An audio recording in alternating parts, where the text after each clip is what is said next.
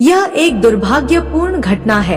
एक बार फैजाबाद जिले के गौरा घाट स्टेशन पर एक दुर्गेश नाम का ऑटो ड्राइवर अपनी ऑटो लेकर खड़ा रहता था। जो भी सवारी आती थी उसे वह बैठाकर उसके घर छोड़ता था और अच्छा खासा पैसा कमाता था।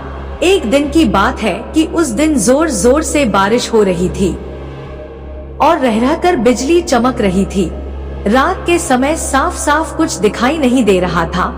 वह वापस अपने घर को आने का सोचा। वह सोच ही रहा था, उसे याद आया कि 1 घंटे बाद एक पैसेंजर ट्रेन आने वाली है और वह फिर से वहीं पर रुक गया।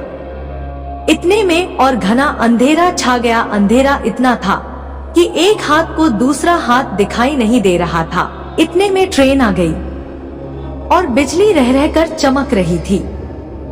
तभी ट्रेन में से एक सुंदर सी लड़की बाहर निकली जिसकी उम्र 19 या 20 साल रही होगी। उसके कंधे पर बैग और हाथों में सूटकेस था।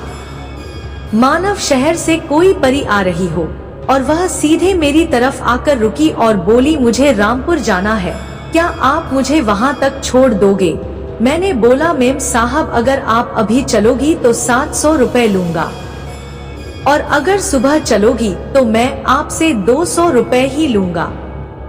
लड़की ने बोला, आप 700 रुपए ले लेना लेकिन मुझे अभी ही मेरे घर पहुंचा दो। मैंने बोला ठीक है, पहले 700 रुपए निकालो फिर ले चलूंगा। मेम साहब ने बोला, अभी तो मेरे पास सिर्फ 300 रुपए ही है, इसीलिए इसे ले लो और अपने घर पहुंचने के बाद आपको 400 रुपए और दे दूंगी। मैंने बोला ठीक है। मैं मेम साहब को उनके घर ले आया और बोला कि आप जाओ और पैसा लेकर आ जाओ। मेम साहब अंदर चली गई। आधा 1 घंटा बीत चुका था, वह अंदर से बाहर नहीं निकली तो मैंने सोचा चलो मैं ही अंदर जाकर पैसा मांग लेता हूँ। रात के करीब 3 बज चुके थे।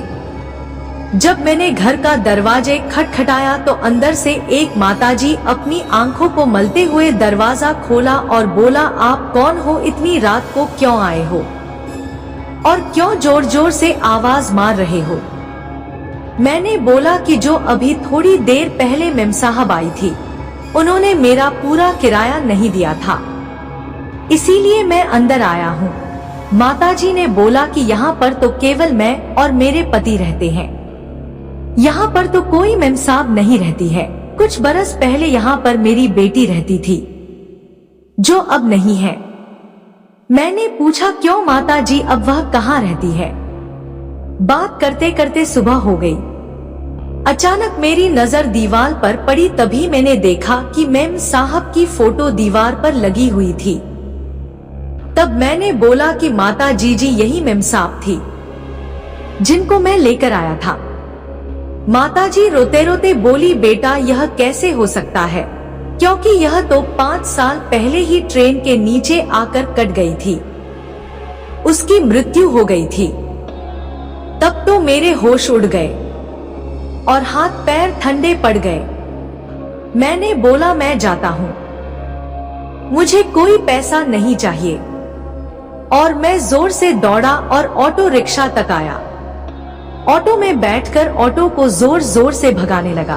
तभी मेरी नजर पीछे वाली सीट पर पड़ी तो मैंने देखा कि 400 रुपए पड़े थे। मैंने पैसे लेकर मंदिर में चढ़ा दिया और भगवान से प्रार्थना करने लगा कि मेम साहब की आत्मा को शांति मिले और तभी से ही मैंने रात को ऑटो चलाना छोड़ दिया।